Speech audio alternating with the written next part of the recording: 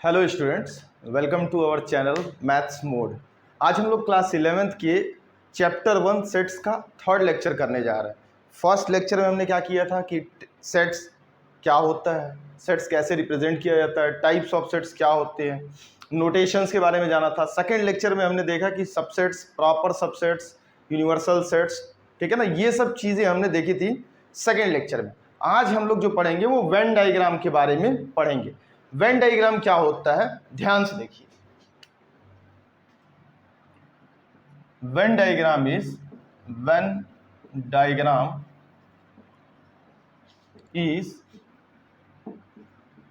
The diagrammatical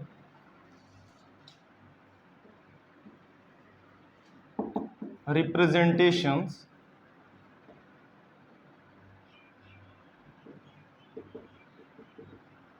of sets, ठीक है ना। वेन डायग्राम क्या है? Diagrammatical representation of sets. Sets को कुछ डायग्राम्स के फॉर्म में रिप्रेजेंट करेंगे यूजिंग सम रेक्टेंगल, सर्कल्स, तो उसे हम लोग क्या बोलेंगे? Venn diagram. जैसे universal set is represented by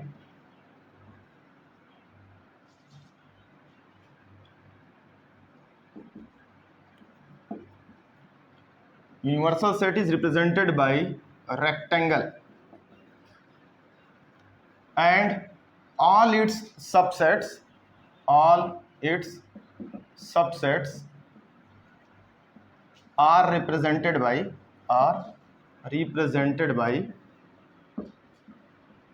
circle, ठीक है। तो यूनिवर्सल सेट को हम लोग रेक्टेंगल से रिप्रेजेंट करेंगे और जो सबसेट होंगे उसको कैसे रिप्रेजेंट करेंगे? सर्कल से। देखते हैं कैसे रिप्रेजेंट कर रहे हैं, ठीक है। तो ये हमारा क्या हो गया? यूनिवर्सल सेट ले लिया मैं, ठीक है। और इसके अंदर कोई सेट है ए। आ रही बात समझ में?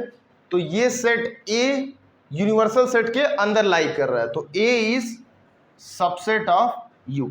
दूसरा ऐसा हो सकता है universal set, this is set A and this is set B. आ रही बात समझ में? यूनिवर्सल सेट के अंदर ये लाई कर रहा है, ए के अंदर बी लाई कर रहा है, so I can say B is subset of A. भाई एक सेट दूसरे सेट के पूरे अंदर में लाई कर रहा है, तो I can say B is subset of A. Similarly A is subset of universal set. मान लो ऐसा सेट दिया हुआ है, सेट ए और एक सेट बी दिया हुआ है, दोनों में कोई लिंक नहीं है, ऐसे सेट्स को बोलते हैं डिसजॉइंट सेट्स। ठीक है ना। तो ये तरीका है रिप्रेजेंट करने का वेन डायग्राम के फॉर्म में सेट्स को। आ रही बात समझ में? अब इस पे देखें कि वेन डायग्राम पे डिफरेंट ऑपरेशंस परफॉर्म हो सकते हैं, उन ऑपरेशंस के बारे में हम लोग जानेंगे। ऑपरेशन मतलब वो डॉक्टर वाला ऑपरेशन नहीं, ठीक है ना। यहाँ पे ऑपरेशंस मतलब कैसे इसको यूज करेंगे, ठीक है ना। उसमें एक दो टाइप्स के सिंबल होंगे, उनका क्या मतलब है, यूनियन एंड इंटरसेक्शन, उसको समझते हैं।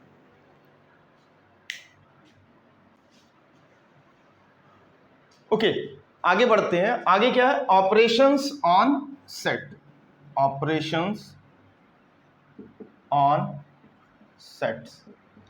ऑपरेशंस में सबसे पहला है यूनियन ऑफ सेट्स, ठीक है ना।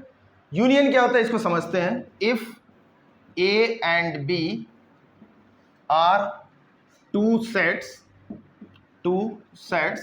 then union of A and B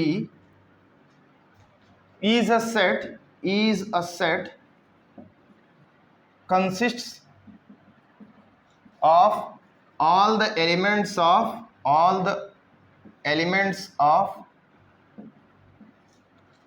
A and B, ठीक है। तो ए और बी दो सेट्स है हमारा, ठीक है। तो ए और बी के बीच में अगर यूनियन निकालेंगे तो यूनियन में क्या आएगा? सारे एलिमेंट। यूनियन भी एक सेट है जिसमें ए और बी के सारे एलिमेंट्स आ जाएंगे। एग्जांपल के तौर पे, and it is denoted as A union B, ठीक है। एग्जाम्पल ले लो, एक एग्जाम्पल समझने के लिए ले लेते हैं। मान लो मेरे पास सेट ए है 1 2 3, दूसरा सेट बी है 2 3 4, ठीक है। Now what I want, A union B, ठीक है। तो ए यूनियन बी में मैंने बोला कि सेट ए और बी के पूरे एलिमेंट्स आ जाएंगे। पूरे एलिमेंट्स मतलब ए के सारे एलिमेंट 1 2 3, बी के सारे एलिमेंट 2 3 4, तो 2 3 4 2 3 ऑलरेडी आ चुका है। तो ए यूनियन बी कितना हो जाएगा 1 2 3 4। सर ए में 2 3 आ रहा, बी में 2 3 रिपीट क्यों नहीं हुआ? तो पहले ही बता चुका हूं, सेट्स में एलिमेंट जो होते हैं जनरली रिपीट नहीं होते हैं। तो ये हमारा ए यूनियन बी है। इसको हम लोग वेन डायग्राम के फॉर्म में समझेंगे। यूनिवर्सल सेट, मान लो ये मेरा सेट ए है और ये set B, set A and set B. तो पूरा सेट ए और सेट बी हमारा क्या कहलाएगा? That is union, A union B. आ रही बात समझ में? ये हमारा ए यूनियन बी। उम्मीद है कि बात समझ में आई होगी। ए यूनियन बी को कैसे लिखेंगे? और भी तरीका है, X such that X belongs to A comma X belongs to B, ठीक है ना। जो एलिमेंट है वो ए में भी बिलोंग कर रहा है और बी में भी बिलोंग कर रहा है। और ऐसा लिख लेना, और एलिमेंट्स बिलोंग्स टू ए और बी, किसी में से बिलोंग करेगा तो ए यूनियन बी में आ जाएगा। आगे समझते हैं कि सम प्रॉपर्टीज है, इसमें कुछ प्रॉपर्टीज है यूनियन की, वो प्रॉपर्टीज को देखते हैं। प्रॉपर्टीज ऑफ यूनियन, ठीक है। सबसे पहली प्रॉपर्टी आइडेम्पोटेंट लॉ, ठीक है ना। आइडेम्पोटेंट क्या होता है? ए का यूनियन ए के साथ, ठीक है ना। ए का ऑपरेशन ए के साथ विद यूनियन की प्रॉपर्टी है तो बीच में यूनियन। अब ए यूनियन ए करेंगे तो भाई ए में यही एलिमेंट है, दूसरे वाले ए में भी यही एलिमेंट है, तो ए यूनियन ए कितना आ जाएगा? सेम 1 2 3 इस क्वेश्चन के हिसाब से, तो वो भी क्या हो जाएगा? ए। ये याद रखना है। So A union A will be A. अगर दो सेट सेम है उसका यूनियन निकालोगे तो वही सेट आंसर आएगा। दूसरा है कम्यूटेटिव लॉ।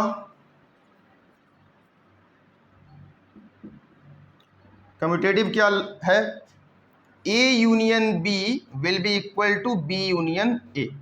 ए यूनियन बी और बी यूनियन ए क्या होगा? बराबर। देख लो, ए यूनियन बी निकाले हैं तो 1 2 3 4, बी यूनियन ए निकालो तो कितना आएगा? 2 3 4, और इसमें डिफरेंट एलिमेंट क्या है? 1, तो सेम यही आएगा 1 2 3 4। तो ए यूनियन बी और बी यूनियन ए क्या है? बराबर है। Third associative law.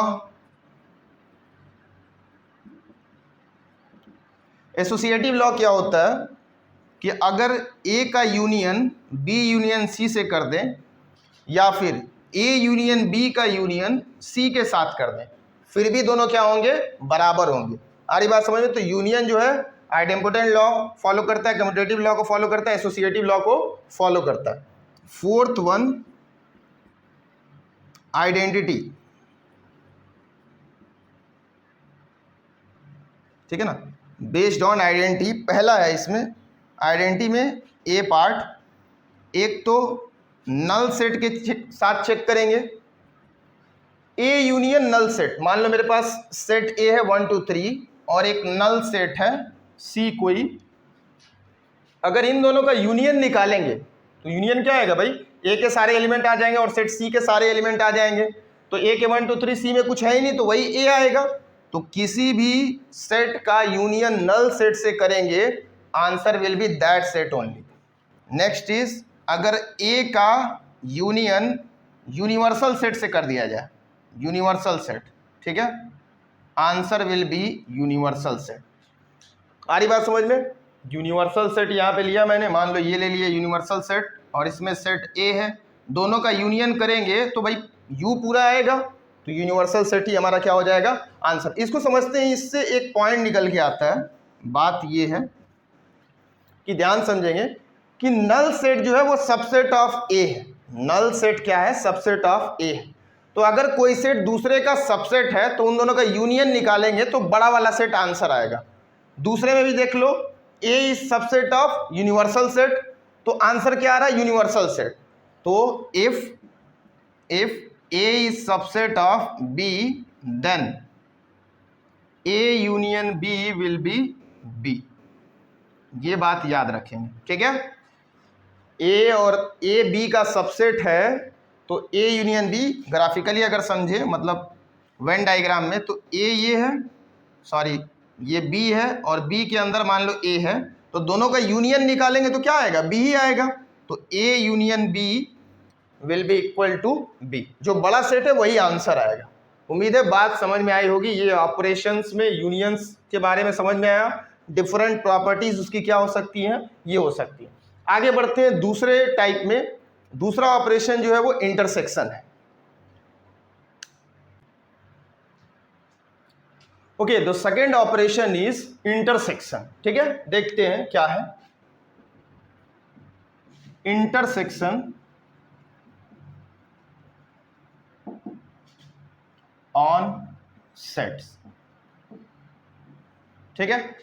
दो सेट मैंने ले लिया, if A and B are two sets then A intersection B is a set.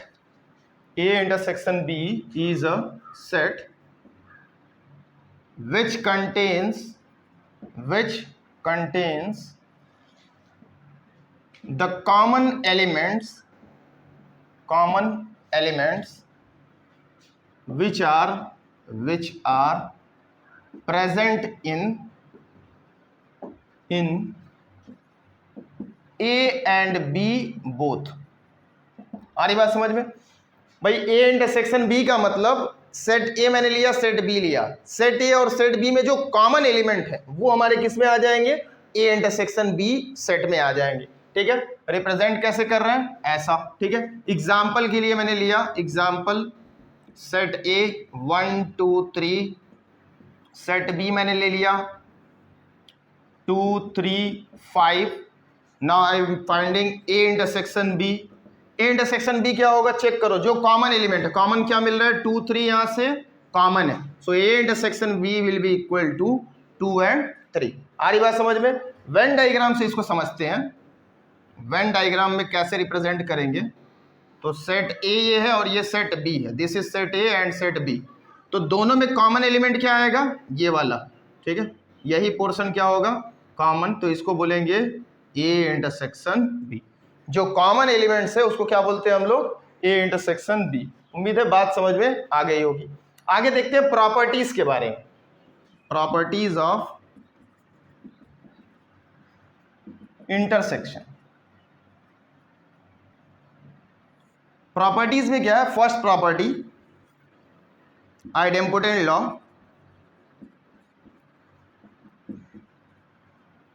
Idempotent मतलब ए का इंटरसेक्शन खुद से, भाई एक सेट है मेरे पास, उसका इंटरसेक्शन खुद से करेंगे तो भाई कॉमन एलिमेंट तो सारे सेम ही आ जाएगा ना, 1 2 3 1 2 3 दोनों में आएंगे तो ए सेट आ जाएगा। दूसरा है commutative property, commutative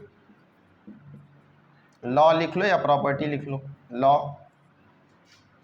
A intersection B will be equal to B intersection A. Check कर लो, ए इंटरसेक्शन बी निकाले हो 2 3 आ रहा, बी इंटरसेक्शन ए निकालो 2 3 ही कॉमन आएगा, ठीक है।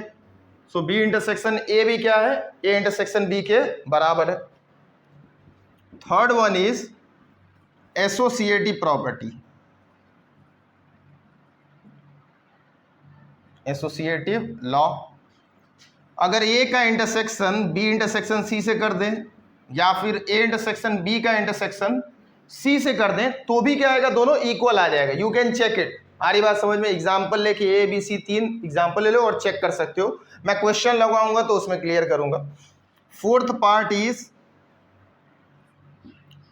Identity law. आइडेंटिटी में दो पार्ट्स, पहला ए का इंटरसेक्शन नल सेट से।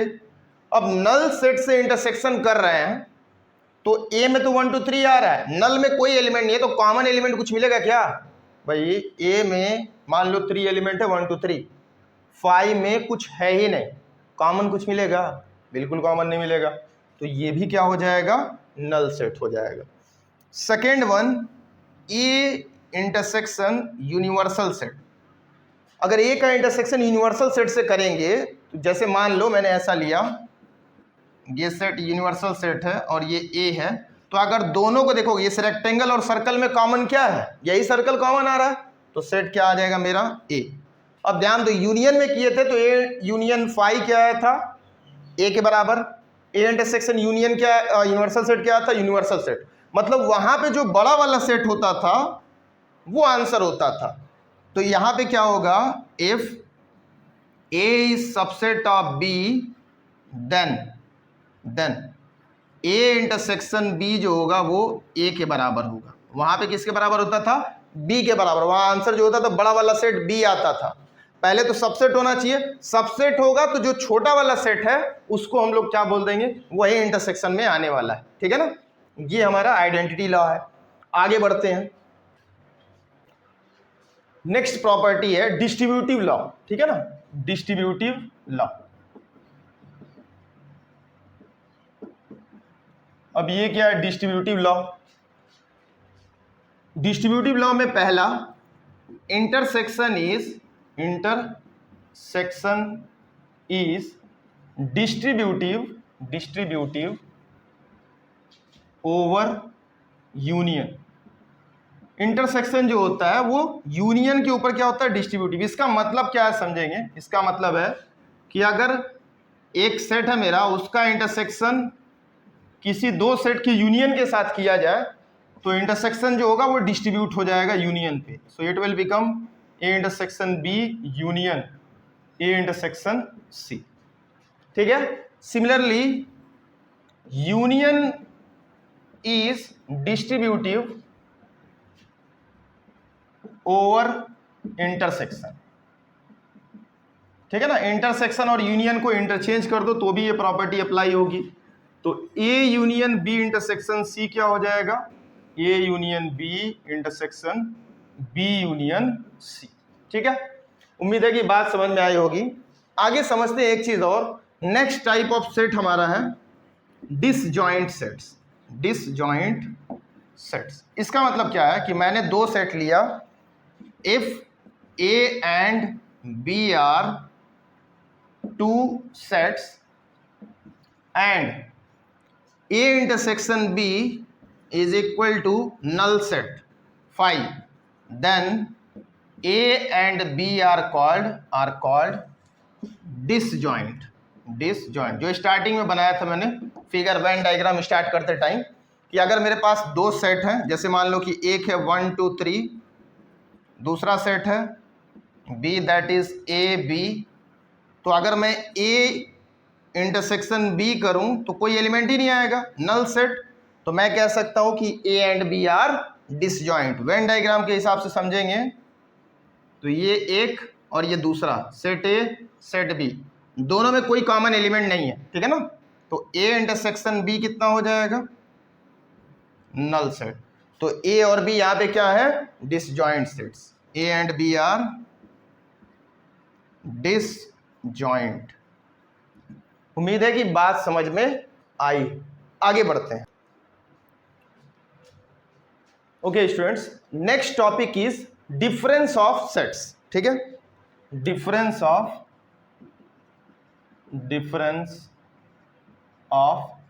सेट्स। ठीक है, if A and B are two sets then A minus B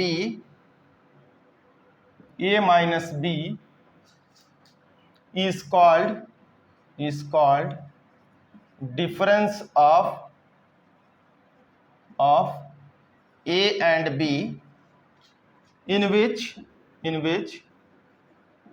A minus B is obtained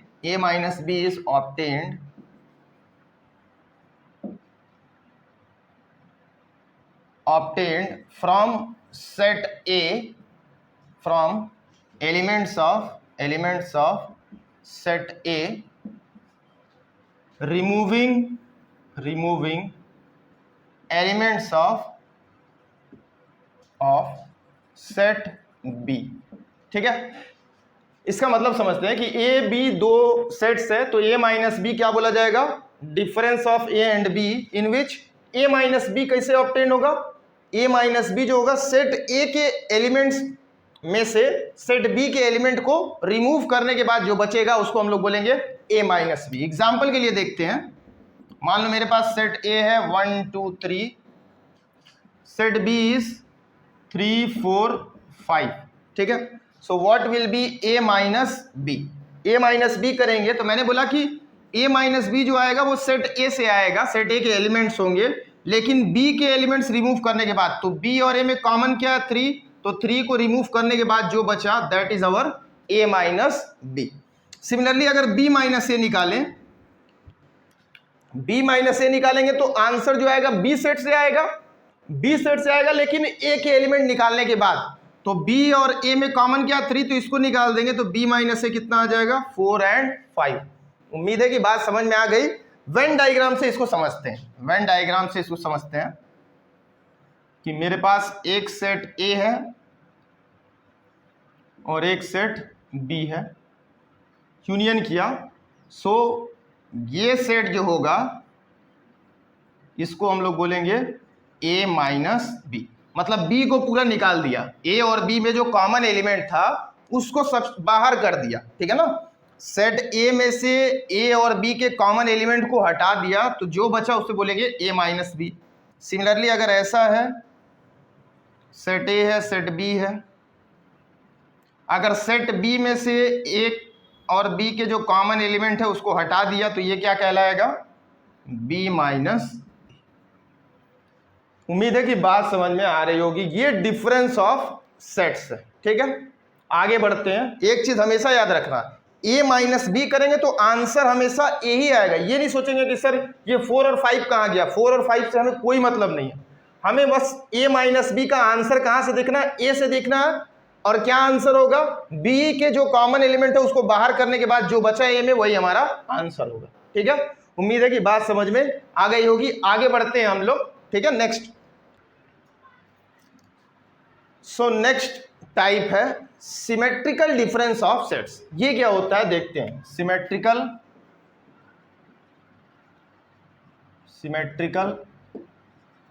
difference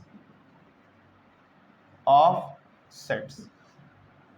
symmetrical difference क्या होता है, इसको कैसे डिनोट करते हैं, ए डेल्टा बी ऐसा लिखा जाता है, और ऐसे भी लिखा जाएगा ए प्लस के ऊपर गोला लगा दो बी, ठीक है। तो ये हमारा सिमेट्रिकल डिफरेंस है। आएगा कैसे, symmetrical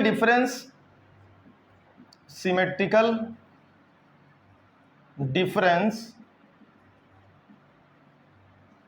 of two sets A and B is a set obtained by taking union of A minus B and B minus A, ठीक है।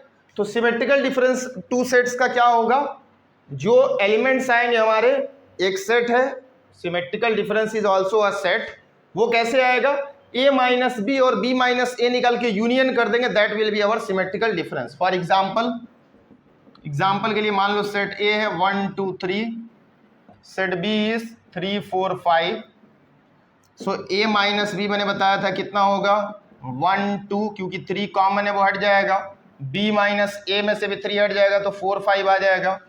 a minus B union b minus A क्या होगा हमारा,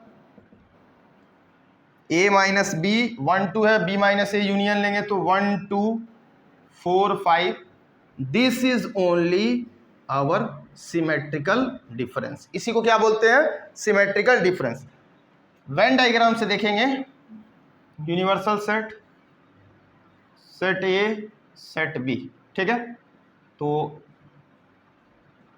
a minus B और ये क्या है b minus A, this is a minus B, ये क्या है b माइनस ए, दोनों का यूनियन ले लेंगे तो वो क्या आ जाएगा, a सिमेट्रिकल डिफरेंस b।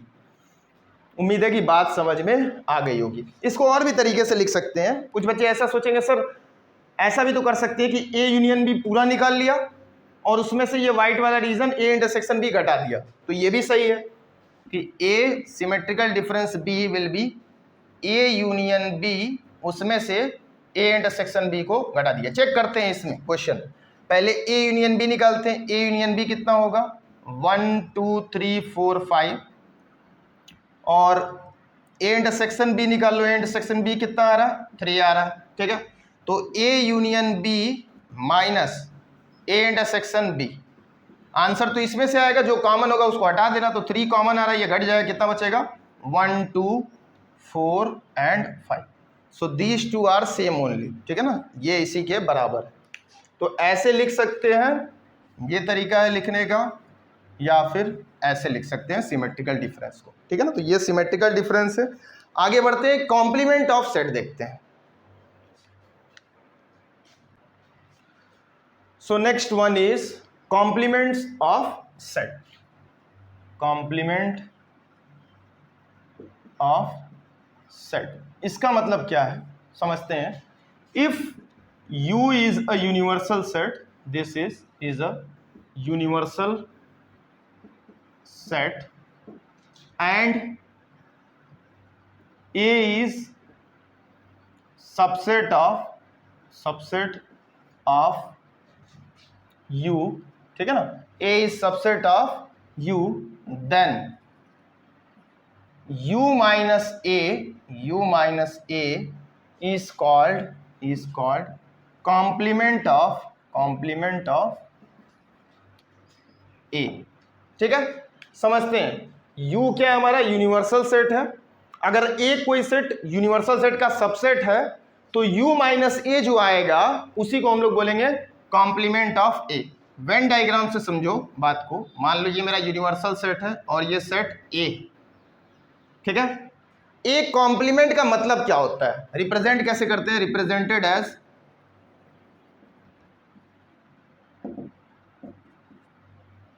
ए बार से लिखेंगे ए डैश ए कॉम्प्लीमेंट, ये क्या होगा यूनिवर्सल सेट माइनस ए, ठीक है। ये हमारा तरीका है लिखने का। अब समझते हैं इसको, इसका मतलब क्या होता है, इसको पढ़ते कैसे हैं, ए नॉट। ए नॉट मतलब ए है ही नहीं, तो ए है नहीं तो जो बचा वो होगा। भाई ए नहीं है, ये पूरे में से अगर ए नहीं है तो बचा क्या, ये पूरा बचा, ठीक है ना, ये पूरा हमारा बचेगा। तो this will be called as a complement, that is universal set में से ए को माइनस कर दो। This is our complement of sets. आ रही बात समझ में, उम्मीद है कि समझ में आ गया होगा कि कॉम्प्लीमेंट ऑफ सेट किसे बोलते हैं। आते हैं एक लॉ में, बहुत इंपॉर्टेंट है, that is D Morgan's law. इसको समझना बहुत इंपॉर्टेंट है कि डी मॉर्गन्स लॉ किसे कहते हैं, ठीक है। डी मॉर्गन्स लॉ में 2 लॉ हैं। पहला, ए यूनियन बी का होल कॉम्प्लीमेंट जो होगा वो A complement intersection B complement हो जाएगा, और ए इंटरसेक्शन बी का होल कॉम्प्लीमेंट जो होगा वो A complement union B complement हो जाएगा।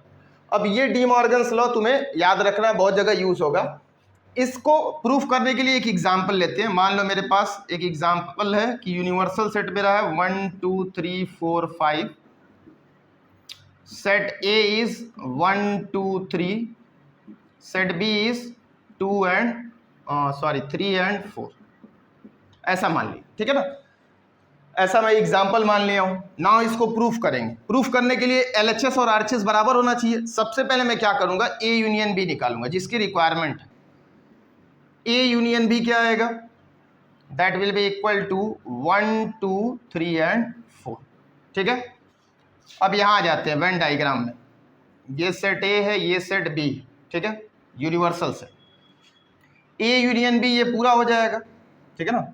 This will be whole called A union B. तो ए यूनियन बी का कॉम्प्लीमेंट क्या हो जाएगा, ए यूनियन बी का कॉम्प्लीमेंट अभी बताया कि किसी सेट का कॉम्प्लीमेंट क्या होगा, universal set minus that set. तो ये क्या हो जाएगा, universal set minus A union B. Universal set कितना है 1 2 3 4 5, ए यूनियन बी कितना है 1 2 3 4, घट जाएगा तो कितना बचेगा 5। आ रही बात समझ में? ये हमारा है ए यूनियन बी का whole complement for this example.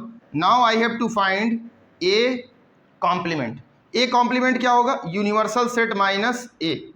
Universal set 1 2 3 4 5 है, ए माइनस कर देंगे कितना आएगा 4 5। सिमिलरली बी कॉम्प्लीमेंट निकालेंगे, यूनिवर्सल सेट माइनस बी, तो यूनिवर्सल सेट में 3 4 घटा देंगे तो 1 2 5। और अगर A intersection A complement intersection B complement, इन दोनों का इंटरसेक्शन करें तो कॉमन एलिमेंट कौन सा आ रहा है? That is 5। So I can say these two are equal, hence verified. ये वेरीफाई हो गया एक एग्जाम्पल लेके। आ रही बात समझ में? डी मॉर्गन्स लॉ क्या है? ए यूनियन बी का whole complement will be equal to A complement intersection B complement, A intersection B का whole complement is equal to A complement union B complement. ठीक है, ये हमारा डी मॉर्गन्स लॉ है। उस पे एक एग्जाम्पल मैंने ले लिया, इसको अच्छे से याद रखना है। कॉम्प्लीमेंट किसको क्या बोलते हैं? मतलब नॉट।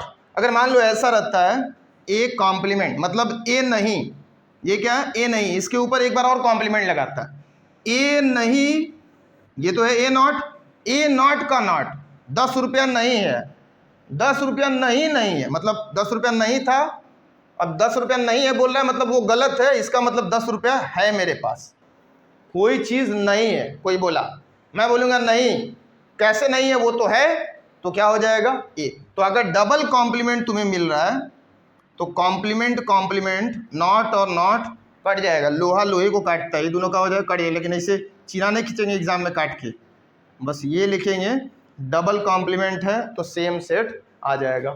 उम्मीद है कि बात समझ में आ गई होगी। इस पे बेस्ड कुछ क्वेश्चंस हम लोग सॉल्व करेंगे। Okay student, that's all for today. Rest इस पे क्वेश्चन जो है हम लोग कल सॉल्व करेंगे। Thank you.